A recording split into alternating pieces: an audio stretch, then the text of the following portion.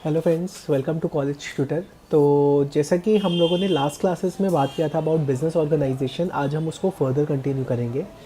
इससे पहले मैं यूनिट 1 अपनी लास्ट वीडियोस में कवर कर चुका हूँ। अगर आप लोगों ने अब तक वो ना देखी हो तो मैं सजेस्ट करूँगा पहले उसको देखो, उसके बाद इस यूनिट के साथ कैरी ऑन करो। आज की क्लास में हम लोग सबसे पहले समझेंगे कि बिज़नेस यूनिट क्या होता है, देन एक बिज़नेस यूनिट को अगर कोई इस्टेब्लिश करता है तो क्या क्या स्टेप्स फॉलो करने होते हैं। उसके अलावा बिज़नेस यूनिट का साइज़ किन किन चीज़ों पे डिपेंड करता है। इसके अलावा फर्दर इस यूनिट के अंदर हम लोग बात करेंगे अबाउट प्रमोशन। प्रमोशन क्या है, प्रमोशन 4Ps में कितना इंपॉर्टेंट रोल प्ले करता है, then types of promotion. Then उसके अलावा इस यूनिट में है plant location and plant layout. Plant location and plant layout में ऑलरेडी कवर कर चुका हूँ, जिनकी वीडियोस चैनल पे अवेलेबल है, लिंक डिस्क्रिप्शन में मैंने मेंशन कर दी है। तो चलिए सबसे पहले हम लोग स्टार्ट करते हैं बिज़नेस यूनिट के साथ। अब बिज़नेस यूनिट क्या है, अब तक जो हम लोगों ने पिछली अपनी यूनिट्स में पढ़ा, पहले हम लोगों ने समझा कि बिज़नेस क्या है, कि कैसे एक बिज़नेस को कैरी ऑन करा जाता है, बिज़नेस का मतलब क्या है, क्या उसमें प्रॉफिट मोटिव होता है। वैसे ही अब आ गया बिज़नेस यूनिट। अगर मैं लेमैन टर्म्स में बात करूं तो बिज़नेस यूनिट क्या है, मेरी वो जगह जहाँ पे मेरे बिज़नेस को कैरी ऑन किया जा रहा है फिजिकली, या और अच्छे वर्ड्स में बोले तो a business unit is commonly recognised as an independent transaction processing entity, ऐसे भी लिख सकते हो। इसके अलावा एक चीज़ ये बोली जाती है कि लाइक जो मेरी बिज़नेस यूनिट होती है ना, बिज़नेस यूनिट मेरा हर वो यूनिट है जिसके एक तो अकाउंट्स इंडिपेंडेंट हो एंड जिसके ऑपरेशंस वो इंडिपेंडेंट कर रहा हूँ।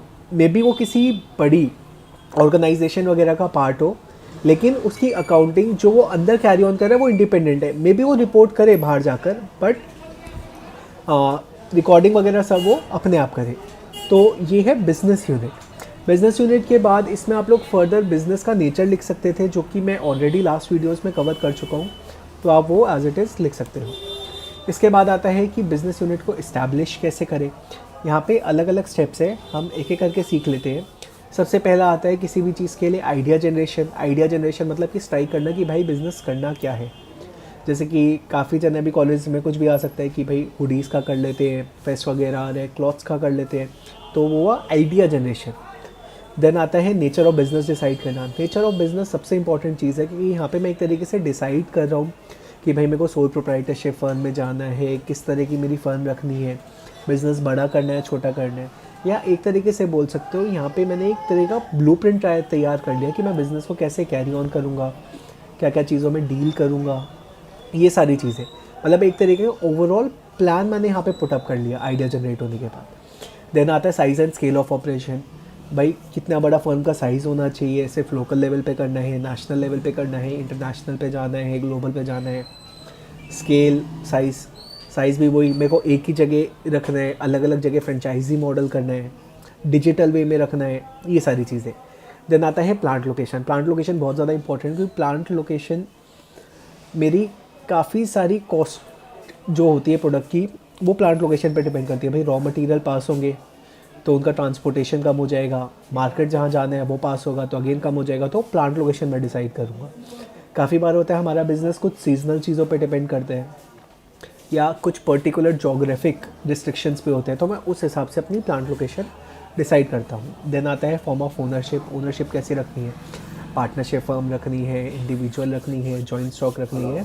इसके बाद आती है फाइनेंशियल रिक्वायरमेंट्स। फाइनेंशियल मतलब हमें कितना चाहिए पैसा अपने बिजनेस के लिए, उसको मैं डिसाइड करूँगा। देन आता है प्लांट लेआउट, क्या क्या चीज़ें चलनी है, मतलब अगर मैन्युफैक्चरिंग है तो कहाँ पे कौन सी मशीन होनी चाहिए, कहाँ पे कौन सा लेबर होना चाहिए, वो चीज़ें। प्लांट लेआउट मैंने आगे डिटेल में भी समझाया है। Then labour and human resource requirements, labour कितनी चाहिए, कहाँ से आएगी, कैसे होगा। ह्यूमन रिसोर्स मान लो कि जैसे अगर मैं स्कूल ओपन कर रहा हूँ तो टीचर्स कहाँ से लाऊंगा।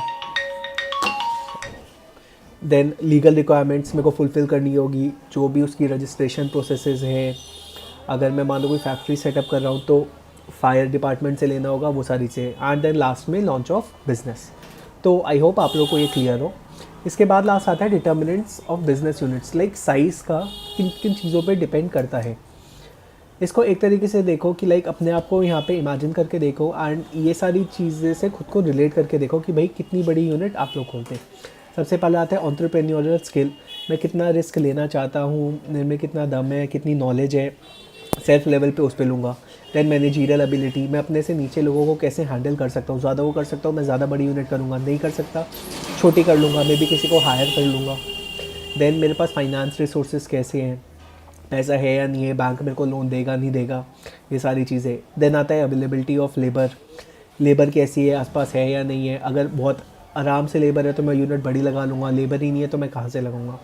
देन आता है नेचर ऑफ बिजनेस, जैसे कि मैंने लास्ट में बताया, एंड लास्ट में एक्सटेंट ऑफ मार्केट। तो ये था all about business unit. Next class में हम लोग कंटिन्यू करेंगे विथ प्रमोशन। अगर आप लोगों को वीडियो पसंद है तो डू लाइक एंड सब्सक्राइब। इसके अलावा नोट्स ऐप पे अवेलेबल है, do check it out, and WhatsApp group भी ज्वाइन करें ताकि आप लोग डाउट्स वगैरह वहाँ ले सकें। Thank you.